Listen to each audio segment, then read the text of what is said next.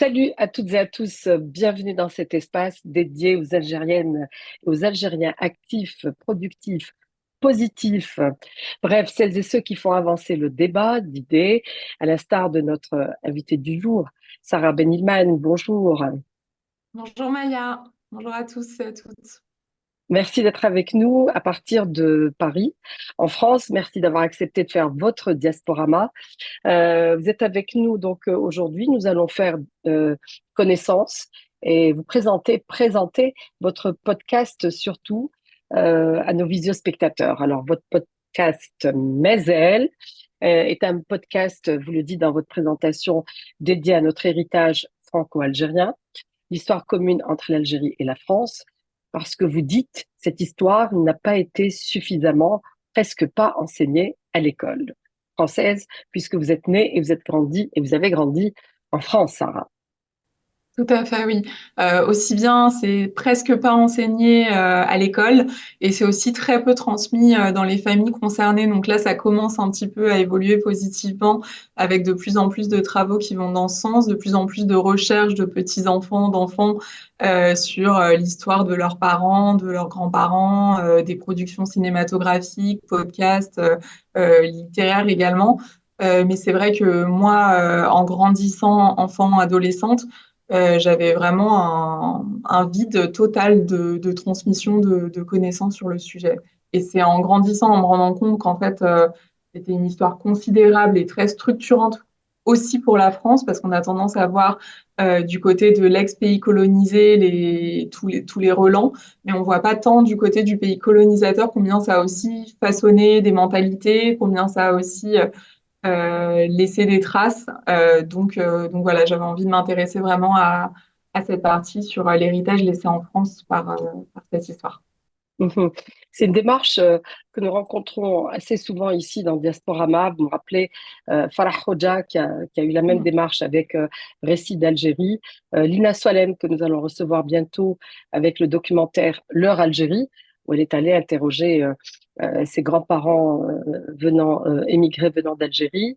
Et j'ai envie de vous dire, cette histoire, qu'elle ne soit pas suffisamment ou presque pas enseignée à l'école française, on pourrait peut-être comprendre sans l'excuser, mais qu'il y ait ce silence, vous évoquez ce silence dans les familles, hein, c'est comme un tabou.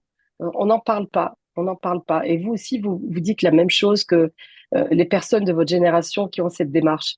Pourquoi, à votre avis, on n'en parle pas? Pourquoi? Je pense que pour la génération qui m'a précédée, celle de mon père typiquement, moi, mes grands-parents paternels sont arrivés à la fin des années 50 en France, dans les bidonvilles de Nanterre. Mon père est né dans les bidonvilles de Nanterre. Donc je pense que cette génération qui arrive dans ces conditions, bon, c'est pas représentatif de tous les immigrés algériens, mais d'une bonne partie, l'essentiel de l'immigration algérienne des années 50, 40, 50, 60 était ouvrière, donc a connu des conditions de vie difficiles, une intégration difficile dans un contexte qui était voilà, vraiment extrêmement complexe par rapport à celui dans lequel j'ai eu la chance de grandir pour ma part. Je pense que cette époque, les années 60, 70, 80, n'étaient pas forcément les plus propices. On n'y avait peut-être pas forcément ce luxe de pouvoir se permettre le privilège d'aller creuser son histoire, d'aller poser des questions à ses parents sur les traumatismes qu'ils ont pu vivre pendant la guerre de libération, etc. Je pense que c'était beaucoup trop proche et encore trop sensible et que bah, les personnes étaient eux-mêmes en train de vivre des situations bien plus complexes Mhm, que voilà, moi qui suis troisième génération et les jeunes femmes que vous venez de citer, d'ailleurs, je remarque que beaucoup de femmes se chargent de la transmission de la mémoire et de la création dans ce sens, et que c'est à saluer. Voilà, on a quand même le privilège de cette distance historique. Et c'est les grands-parents, comme Nina Swalem, que vous citiez tout à l'heure, qu'on interviewe. oui, Donc voilà, il y a la distance qui facilite l'échange, je trouve. oui. Peut-être que les blessures ne sont pas encore pensées ou suffisamment guéries. Je ne sais pas, mais je pense qu'il faudrait qu'on se mette à poser la question aux aînés, à la génération de vos parents et grands-parents, parce que euh, le problème, un petit peu, le silence pèse de plus en plus. sur les descendants et le besoin de vérité, d'avoir la vérité chez soi déjà, est très important. Alors, euh, toutes ces personnes que j'ai citées, vous et tant d'autres, ont fait la démarche d'écrire, de filmer ou de composer ou de quoi que ce soit, mais tout le monde ne l'a pas fait. Qu'est-ce qui vous, Sarah, qu'est-ce qui vous a poussé à créer ce podcast Maisel? Donc, comme je vous disais tout à l'heure, j'ai pris connaissance de mon ignorance quand j'étais adolescente et par rapport à l'importance, à la centralité de cette histoire franco-algérienne pour comprendre la société française aujourd'hui. Mhm. Jeune adulte, donc j'ai commencé voilà vraiment à me lancer dans une entreprise un peu boulimique, à dévorer des ouvrages, à aller à des conférences, à voyager, à me renseigner, à voir des films, à aller assister à des projections rencontres, etc. Et une fois que j'ai acquis beaucoup de connaissances sur le sujet, je me suis sentie légitime et j'ai ressenti le besoin de transmettre à mon tour pour sauvegarder cette mémoire qui, malheureusement, on est en 2024 au moment où on enregistre. La guerre de libération s'est terminée en 1962, donc les personnes qui peuvent encore témoigner de l'époque coloniale, de cette guerre, de l'exil, etc., sont malheureusement en train de s'éteindre dans les années. Voilà. Donc j'ai ressenti d'une certaine manière l'urgence de sauvegarder des témoignages et l'envie, voilà, cette envie très forte de transmettre, notamment par rapport au contexte politique français, eu égard à la question identitaire, raciale, même si la race n'existe pas au sens biologique, mais voilà, Mhm. je sens d'une certaine manière qu'en fait, ce racisme structurel, voire systémique très fort qu'on a en France, a des racines refoulées d'une certaine manière. Je pense que pour beaucoup de personnes qui ont des préjugés très forts, il n'y a même pas de vraie conscientisation. En fait, je pense que c'est une doctrine idéologique qui a été intériorisée pendant tellement longtemps. On a estimé que le français, l'occidental, était supérieur sur les peuples qui ont été colonisés. Il avait même un devoir de les éduquer, de les civiliser. En fait, il y a beaucoup de tout ça qui est resté vraiment dans l'inconscient, dans l'imaginaire collectif. Et je ressens j'ai ressenti cette nécessité de mettre un petit peu en lumière nos contradictions entre notre volonté, nos slogans de liberté, égalité, fraternité, et les contradictions qu'on peut apporter quand il s'agit bah, de traiter les personnes avec la même dignité, avec la même considération selon leurs origines ou pas. Oui, oui. Alors l'idée du podcast, c'est intéressant parce que c'est ça justement le créneau qui nous intéresse et qui change du livre, du documentaire, de la vidéo. Donc, vous avez opté pour l'audio. Pourquoi? Pour plusieurs raisons. Donc, d'abord, moi, je suis une grande consommatrice personnellement de contenu audio. J'adore en écouter et je trouve que c'est un contenu très pratique par rapport à la vidéo, par rapport au livre, dans le sens où on peut écouter un podcast en faisant absolument n'importe quoi d'autre, aussi bien en faisant ses tâches ménagères que dans les transports ou autres, tandis que Mhm. la lecture, des vidéos, c'est un peu voilà, un peu moins aisé d'être multitâche de maintenir sa concentration.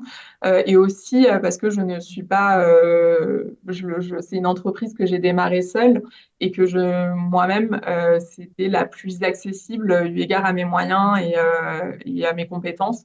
Donc, je me suis formée en prise de son, en montage, en mixage. Et voilà, j'ai investi dans du matériel, dans des micros, dans un enregistreur pour me débrouiller. Mais c'est ce qui me semblait le plus pratique par rapport à mes moyens, comme Oui, c'est voilà, c'est une entreprise vraiment ouais. indépendante.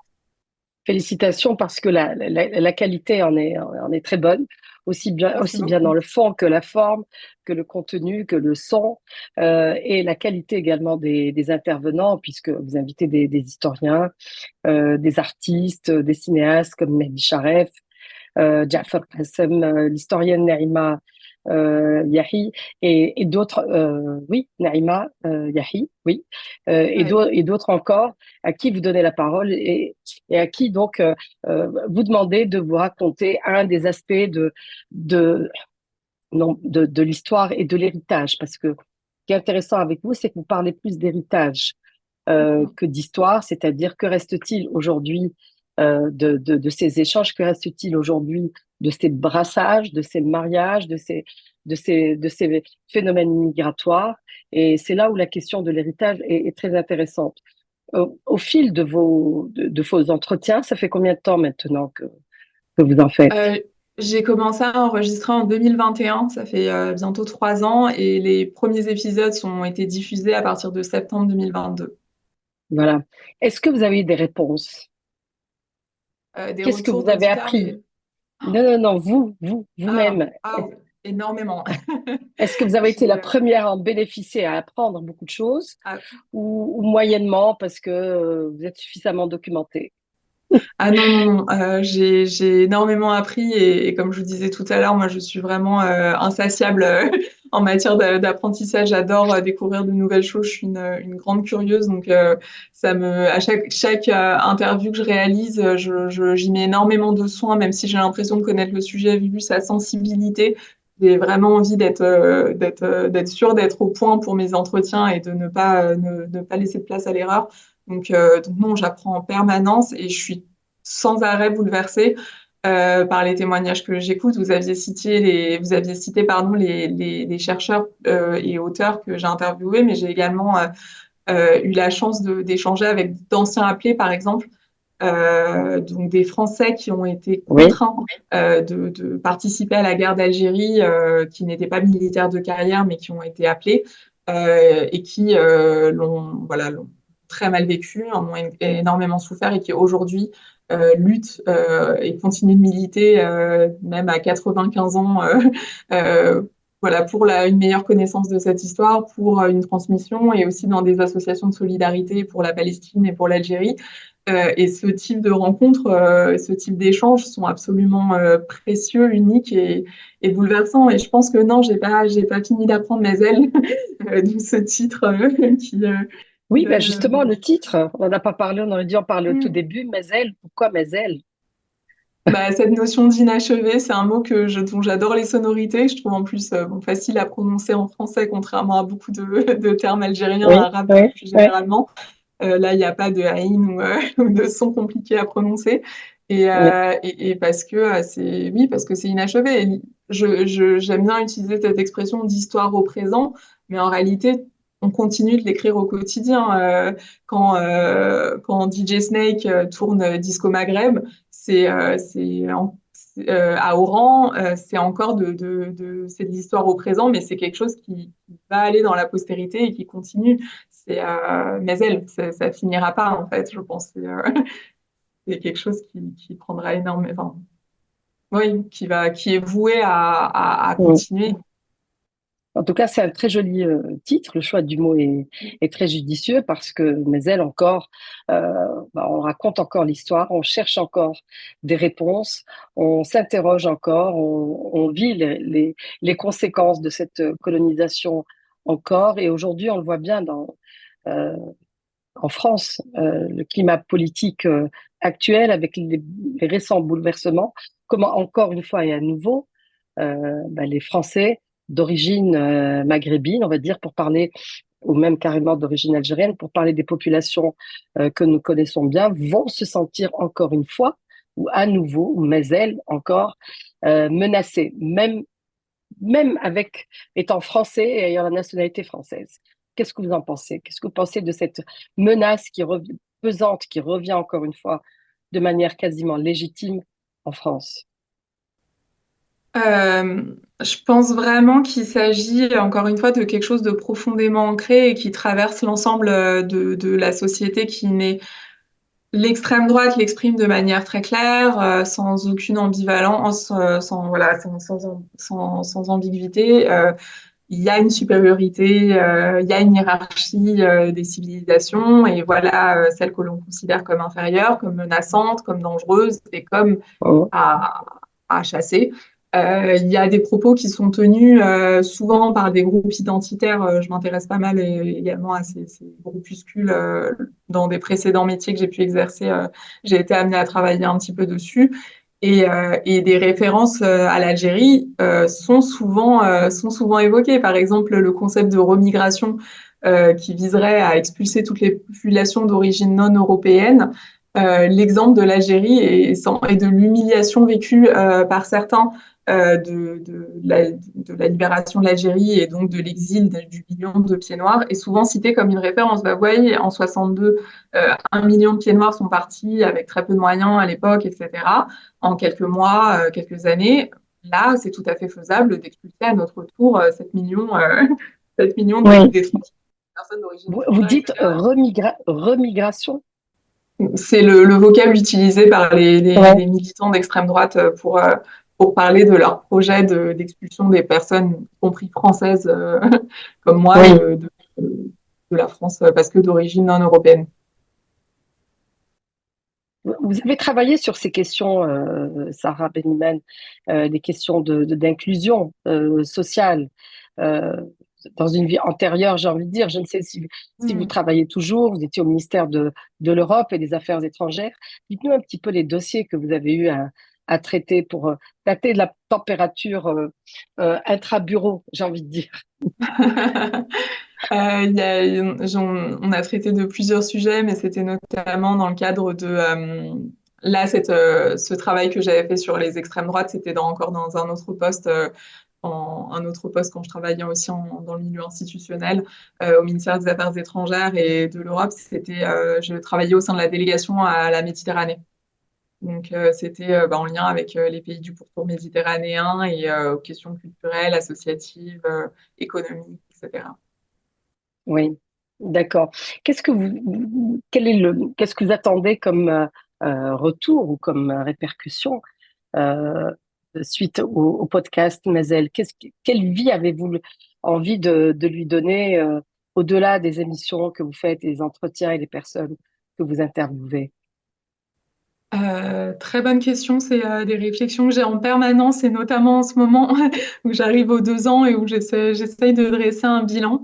J'aimerais que ça touche énormément de personnes et que voilà, le maximum de personnes qui, comme moi, à une époque, avaient besoin d'Algérie, besoin de se reconnecter, de comprendre leur origine, de comprendre pourquoi ils sont là, pourquoi ce climat souvent hostile est de plus en plus affirmé de manière de plus en plus claire et qui ils sont, d'où ils viennent, quelle est leur histoire, quelle est l'histoire de leur pays, de leurs deux pays.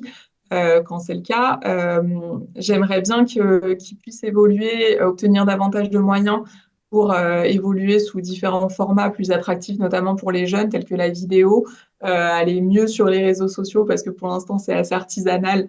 C'est ce que je fais en plus de tout le reste, et du coup, ça manque forcément de, comment dire, de qualité par rapport à d'autres créateurs de contenu plus chevronnés.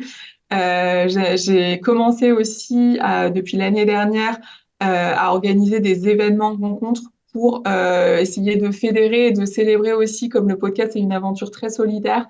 Je suis toute seule Oui, derrière mon micro. Ensuite, j'ai des retours sur les réseaux sociaux, parfois des personnes que je rencontre à des événements qui me font des retours également. Mais j'aimerais bien avoir davantage de fédération, davantage d'échanges. Et j'ai commencé l'an dernier à organiser une projection rencontre avec l'équipe du film La Dernière Reine à l'occasion de sa sortie nationale en France en avril 2023. Donc, on a organisé une projection assez importante. On a dû ouvrir 2 salles en simultané du cinéma à Argenteuil. Et voilà, où il y a eu un grand succès, où les personnes étaient très enthousiastes de rencontrer les acteurs et la co-réalisatrice Adila Bendimerad. Cette année, ça a été Les Hommes libres d'Ismaël Ferrouki qui retrace la participation de justes musulmans, dits musulmans à l'époque, dont la Grande Mosquée de Paris, pour protéger des personnes juives en France de la déportation à l'époque de l'occupation. C'est pareil, une partie de notre histoire qui est assez invisibilisée alors que importante et significative, représentative aussi de nos histoires entremêlées et de leurs héritages actuels. Et donc voilà, on avait envie de donner un peu de lumière sur cette partie de notre histoire avec le collectif SEDEC, qui est un collectif juif décolonial très actif, notamment actuellement par rapport à la situation en Palestine. Et plus récemment encore, j'ai organisé une projection rencontre autour du film Héliopolis avec Jafar Gassem, qui est venu mhm, spécialement. oui. Alors, le travail que vous faites, sincèrement, Sarah, On pourrait imaginer que vous puissiez drainer avec vous des institutions aussi bien françaises que algériennes, des institutions investies dans l'histoire, dans l'éducation à l'école, etc. Est-ce que c'est le cas? Est-ce que vous aussi vous envisagez de d'aller à la rencontre de jeunes, d'animer des tables rondes, de raconter l'histoire, en invitant certains de vos invités à co-animer avec vous des sessions sur des sujets? Est-ce que vous pensez sortir de votre studio, au final? Mais je sais Absolument, de oui, quoi je non, parle, hein, c'est pareil. on connaît. Ouais. Oui. Oui, non, c'est absolument l'objectif, oui. Et pour ça, je pense que la diversification des supports est un très bon modèle, est un très bon moyen plutôt parce que oui, en faire un film, en faire un livre, trouver d'autres supports à présenter, à projeter, ce serait oui, vrai, ça fait vraiment partie des projets actuels de Maisel et des intentions. Concernant les institutions, oui, j'échange également régulièrement. Bah, on a eu en France notamment le rapport de Benjamin Stora en 2021 sur cette question mémorielle, voilà, où aujourd'hui il y a une personne à l'Élysée qui conseille Emmanuel Macron sur ces questions, avec qui j'ai eu l'occasion d'échanger pour justement autour de Maisel et autour d'autres travaux de ce type. Les écoles, Mhm. ce n'est pas encore fait, mais ce serait avec grand plaisir, effectivement. J'ai vraiment à cœur de transmettre auprès des plus jeunes. Mhm. Nous parlions tout à l'heure, hors antenne, j'ai envie de dire, d'un livre qui vient de sortir en France, une enquête, La France, tu l'aimes, mais tu la quittes, de Olivier Estèves et toute une équipe, qui parle justement, enfin justement non, mais qui parle de départ forcé, d'exil de Français d'origine musulmane pour cause d'islamophobie.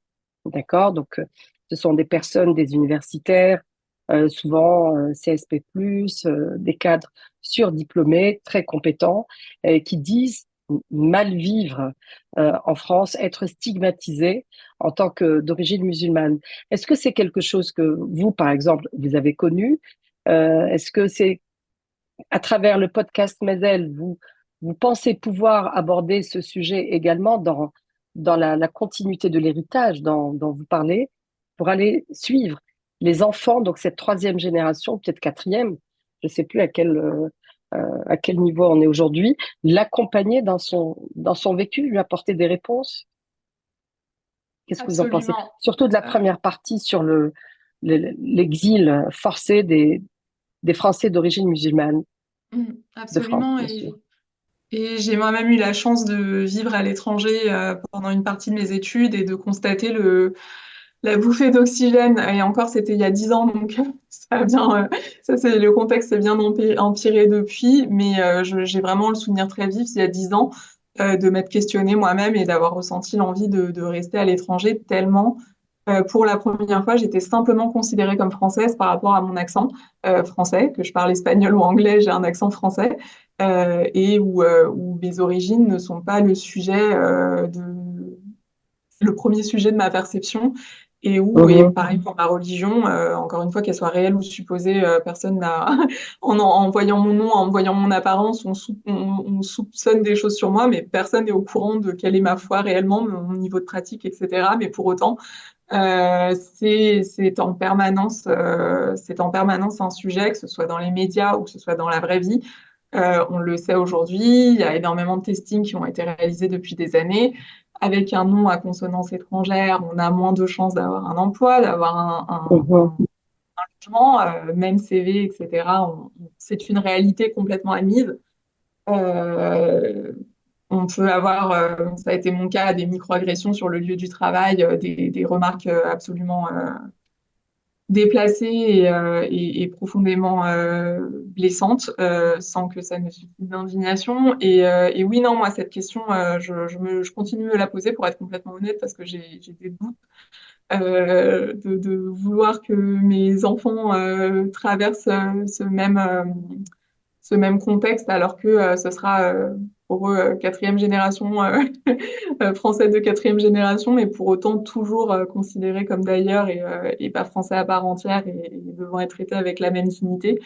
Mhm. Euh, J'avoue que j'ai le regret de ne pas avoir solutionné et de ne pas avoir un message très optimiste à apporter aux personnes qui vivent la même chose que moi. Si on en a la force et l'envie de continuer de s'engager, mais je pense que ça ne doit pas non plus être une injonction dans le sens où penser à sa santé mentale me paraît aussi primordial. Moi, je suis engagée depuis une bonne dizaine d'années de manière très, très active. J'ai été dans pas mal d'associations avant de créer Maisel, qui, voilà, justement, qui étaient très axées autour de ces questions de mieux vivre ensemble, de mieux vivre ensemble, pardon, d'inclusion, de dialogue, etc.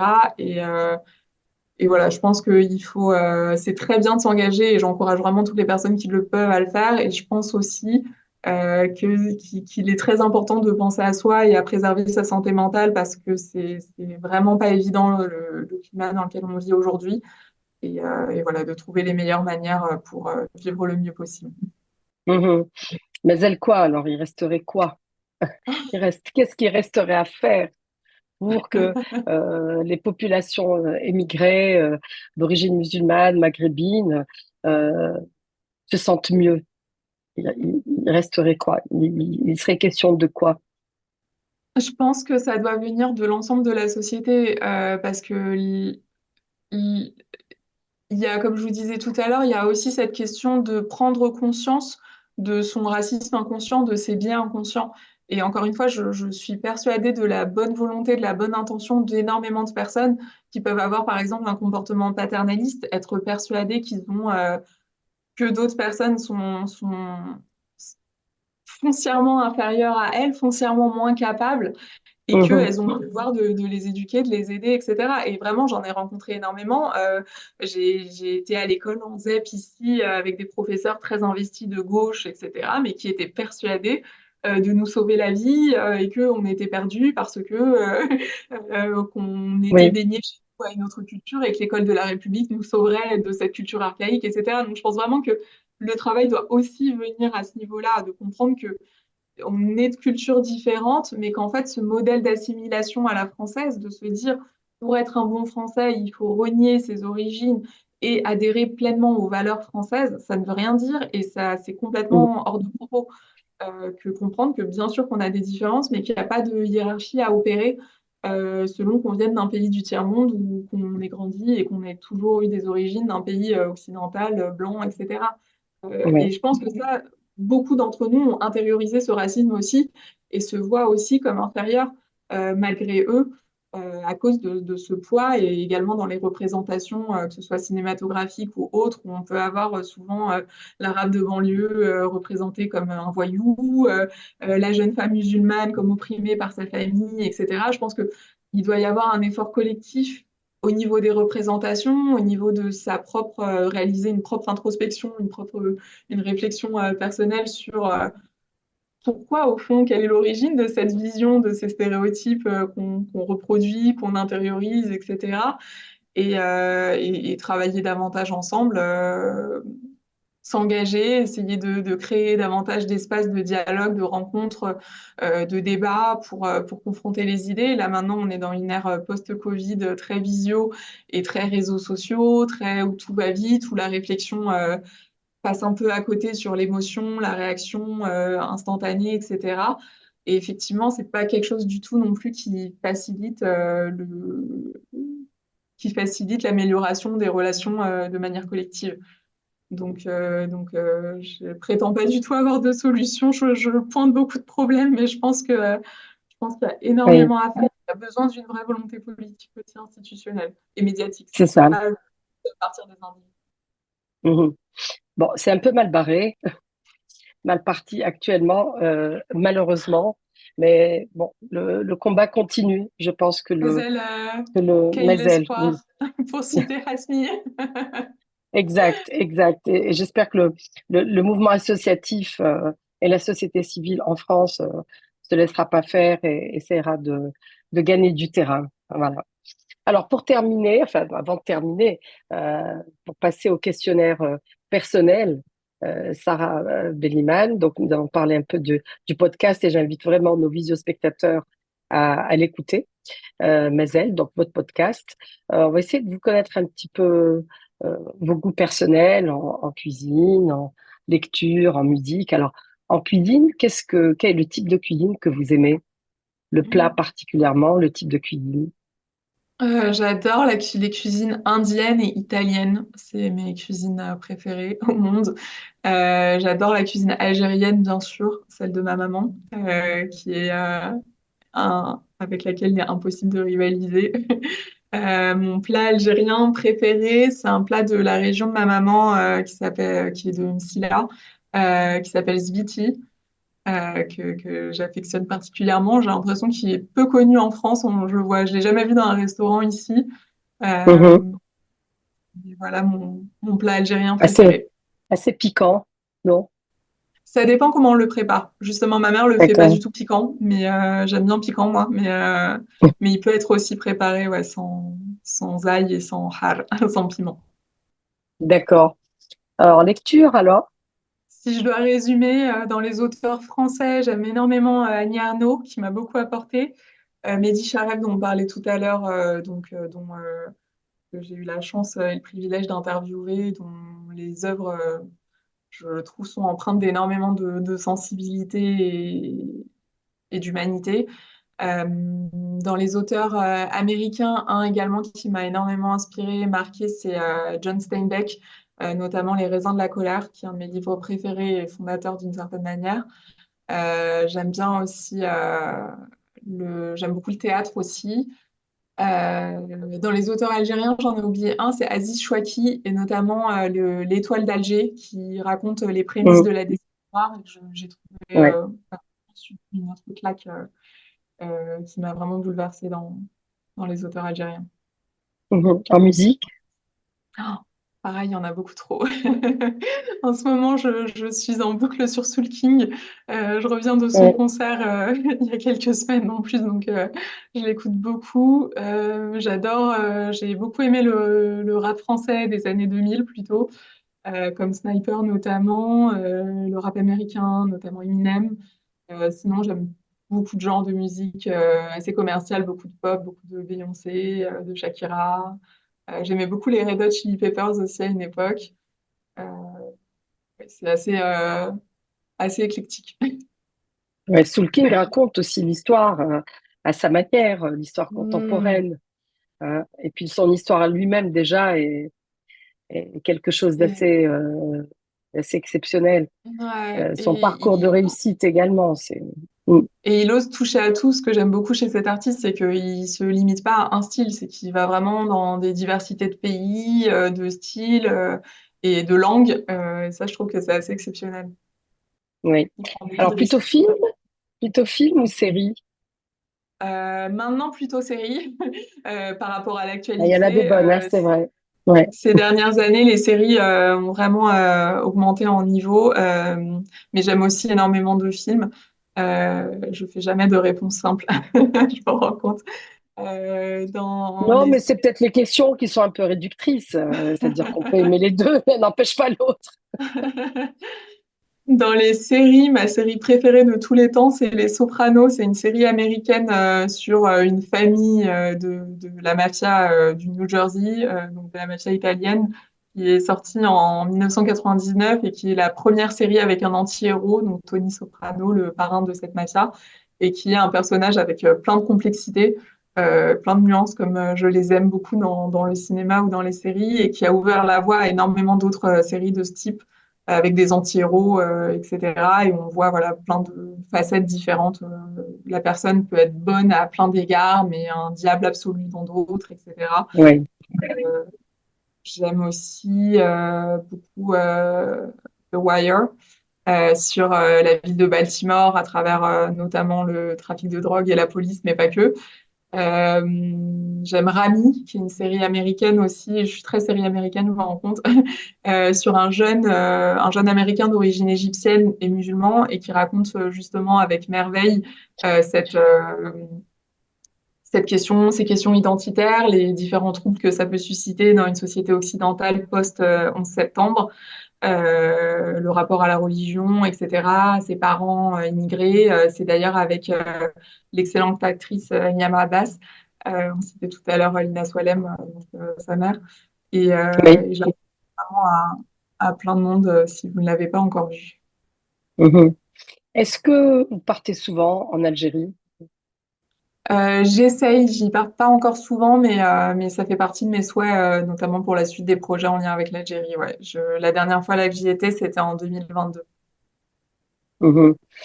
Est-ce que, et ça va nous amener à la dernière question rituelle de Diasporama et qui concerne peut-être vos derniers voyages ou un de vos retours d'Algérie, ce que vous auriez emporté de cher et de précieux à vos yeux et à votre cœur, Sarah.